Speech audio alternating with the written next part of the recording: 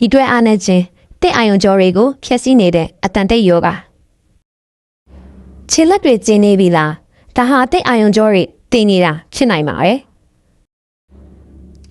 ခြေတဲ့လက်ထိတ်တွေခဏခဏကျင်းတာထုံတာမျိုးဖြစ်နေပြီလားအသက်ကြီးလို့ဖြစ်တာပါဆိုပြီးပေါ်ပေါ်လေးတွေးနေရင်တော့ခမအကြည့်ကျမှားသွားပါလိမ့်မယ်ဒါဟာတင့်ခန္ဓာကိုယ်ထဲမှာပတ်တမီဘီထွဲကျက်လက်ပြီးအာယုံကြောတွေပျက်စီးနေတဲ့ရှေ့ပြေးလက္ခဏာဖြစ်နိုင်ပါတယ်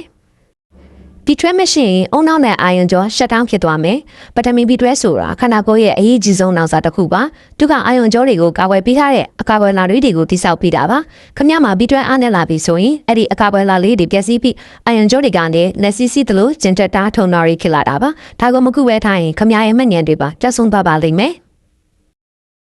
အကြောင်းမဲ့မော်ပန်တွဲနေခြင်း3မိတက်ခြင်း frame fog စိတ်တက်ကြခြင်းနဲ့စိတ်တူလွယ်ခြင်းဒါရင်းကတာမန်ပင်မဲနာမဟုတ်ဘူးခမမြင်နေပင်မဲနေတို့ခံစားရလားစကားပြောရင်စကားလုံးရှောင်မတိတော့တာခဏခဏမိတက်တာမျိုးရောရှိတာဒါတွေကလှုပ်ရှုပ်လို့ဖြစ်တာဘာလို့မထင်ပါနဲ့ပြီးတွဲရဲ့အားနဲ့နိုင်ခမရဲ့စိတ်ကျန်းမာရေးကိုပါဖျက်ဆီးပြီးစိတ်ကြယောဂ depression အထိဖြစ်သွားနိုင်ပါတယ်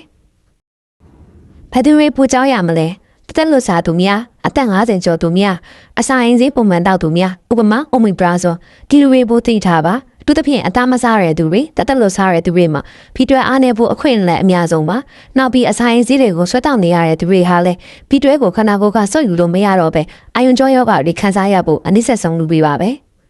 အချင်းအနေမစိုးခင်အခုပဲပြင်ပါအမြင့်ဆုံးဒါရီကိုလုပ်ပါ1အသားငါဥနဲ့နှုတ်ထွက်ပစ္စည်းစားပါ2လိုအပ်ရင်ဖီတွဲအားစေးတောက်ပါ